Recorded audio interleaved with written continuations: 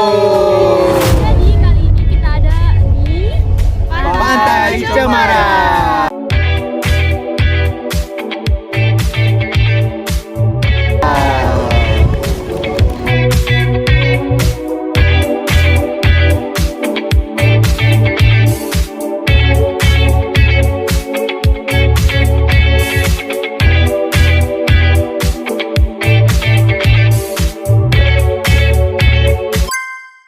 Kami dari Universitas Airlangga izinkan kami untuk mewawancarai Bapak. Apakah Bapak memiliki waktu sebentar? Iya, oke.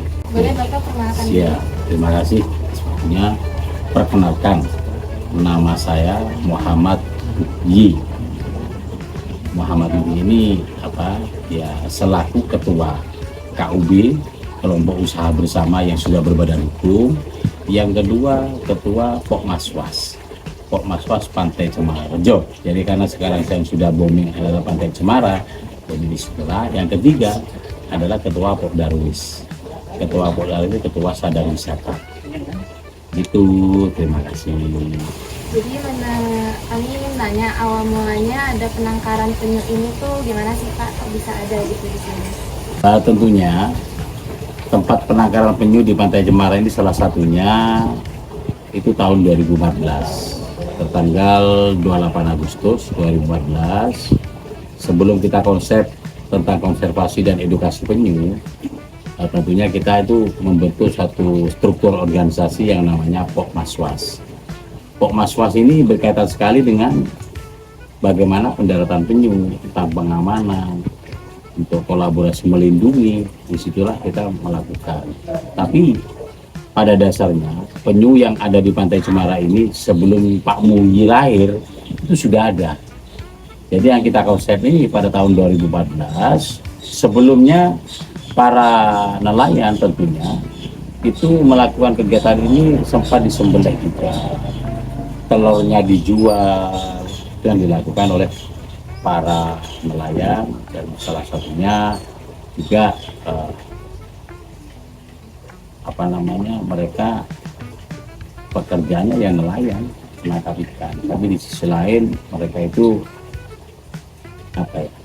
tapi setelah kita konsep, kita melakukan pembinaan juga dari Dinas Perikanan. Alhamdulillah di tahun 2014 kita melakukan kegiatan konservasi penyu.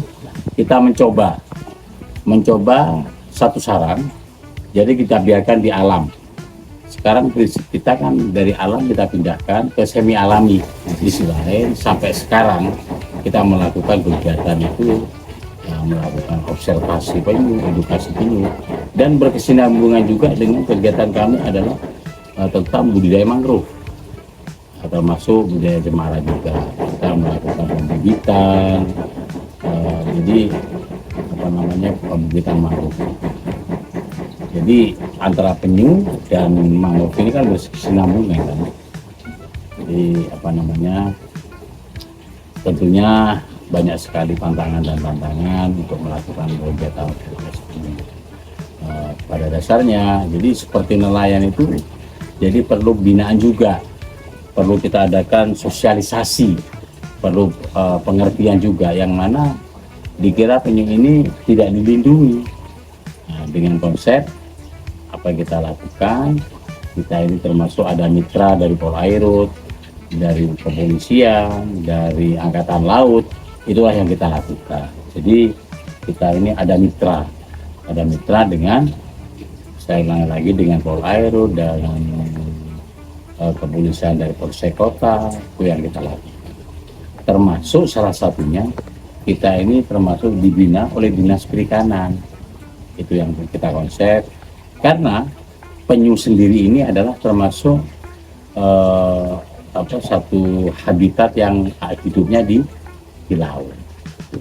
Oke Pak, kira-kira itu saja dari kami. Ya. Terima kasih banyak Bapak atas waktunya, atas jawabannya. Oke, sama-sama. Halo semuanya. Baik, di sini saya Audrey Sipatilova dari program studi kedokteran hewan akan mewawancarai salah satu pengunjung yang ada di Pantai Cemara. Dengan Bapak siapa saya berbicara? Bapak Bambang. Oke, dengan Bapak Bambang. Baik, di sini saya akan menanyakan, apakah menurut Bapak mencintai alam dan menjaga pantai kita ini sama artinya dengan mencintai Indonesia? Dan itu kenapa, Pak? Ya, itu secara otomatis dan secara pasti itu memang kita mencintai pantai, lautan, sama halnya kita mencintai Indonesia karena Indonesia ini adalah negara maritim. Justru itu kita harus menjaga dan melestarikan alam sekitar pantai ini, dan itu pun juga bukan cuma kisaran pantai sih, karena Indonesia ini memang terkenal dengan alamnya, sehingga kita harus benar-benar jaga semuanya itu. Lalu ke pertanyaan kedua, apa harapan Bapak kepada anak muda seperti kita ini untuk menerapkan konsep cinta tanah air khususnya di Pantai Cemara? Ya, yang jelas sampean bisa lihat sendiri kondisi Pantai Cemara saat ini. Maaf ya, bukan artinya saya ini komplain sebagai pengunjung, bukan, tapi dengan adanya anak muda, bagaimana cara meningkatkan kegiatan wisata alam yang ada di Pantai Cemara, khususnya Pantai Cemara ini kondisinya seperti ini, bagaimana semua ini bisa diatasi, dan kondisi alamnya masih murni nih, masih murni. Nggak boleh inovasi tapi jangan banyak bangunan. Kalau banyak bangunan alamnya akan hilang. Iya. Jadi naturalismenya hilang, sehingga turis mancanegara nggak begitu suka dengan bangunan. Turis mancanegara itu lebih suka alam. Jadi yang benar-benar natural, sehingga kita bisa meningkatkan secara ekonomi pendapatan khususnya di Pantai Cemara. Oke, baik. Terima kasih Bapak. Ya. Sekian dari kelompok 10.